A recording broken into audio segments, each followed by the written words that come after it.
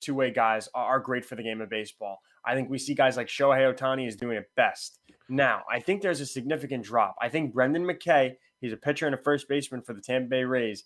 I think they're going to limit him to either pitching or playing first base. And I think Michael Lorenzen kind of came on as a two-way late in his career, where he can play the outfield. He's diving for catches. He's tracking balls great.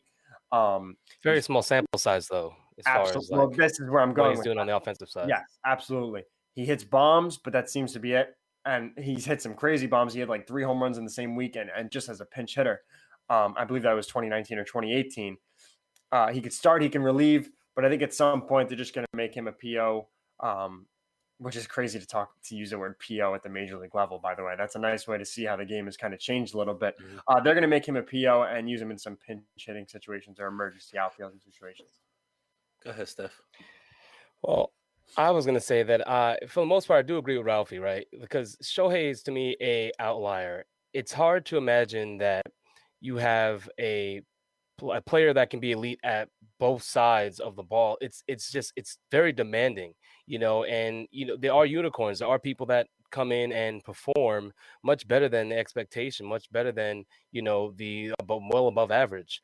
We haven't even seen a second player truly do that, because Brandon McKay has not done that. He didn't pitch very well in his first season. And, he was hurt, obviously, in 2020. So 2019 wasn't a great year for him, even at the plate.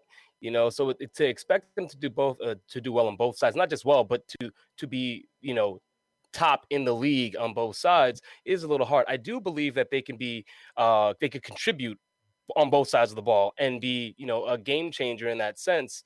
But to say that the elite level is very hard. And honestly, I think it caters more towards the American League, because if you have to go and play a position instead of just being a DH, which, Shohei has the ability to do, it's even harder to go out there and also not be a defensive liability at the end of the day, because you have to go and pitch. And when you're not pitching, if you have to go and play a position on your days where you're supposed to be resting or, going through your routines, there's no precedent for it. I don't think it's impossible.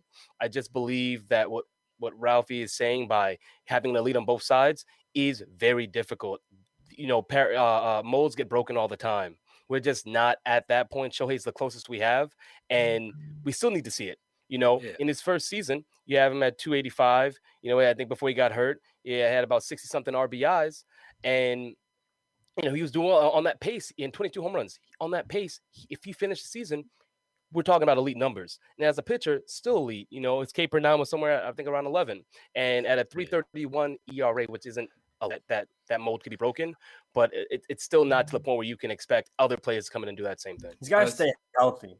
Go ahead. Of course. Yeah. So one thing Ralphie did also mention is that Japanese players struggle with the pitching workload when they come over, which is accurate. But I've heard that. What I will say in terms of why I think he can be elite on both sides is his stuff as far as a pitcher as pitching goes, right? He has elite stuff, right? From his fastball to all his offs, he has plus off speed stuff and he has, I think, 3 or 4 legit out pitches that can really, do damage. Here's where I will agree with you and Ralphie though, in terms of workload, because even as a dual position player in college, it's a lot. And even in college, you're not working as much as a major leaguer to hit major league pitching. Like mentally, that's a lot.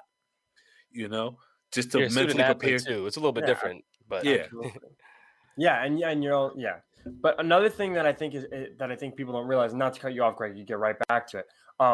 But just going off, like, people don't understand, like, just because somebody can play the position decently or can hit decently in the MLB and can also pitch does not mean that the best option for the team and the best option for them is to be a dual two-way player. I think in Ohtani's case, though, it works best for the Angels. And Garrison said something in the comments that I agree with. He can excel, when healthy at the plate, but I think he can be an even better hitter if he's not a starter. He comes out the pen at the back end. I think you make him a late inning guy. Oh yeah, he can dominate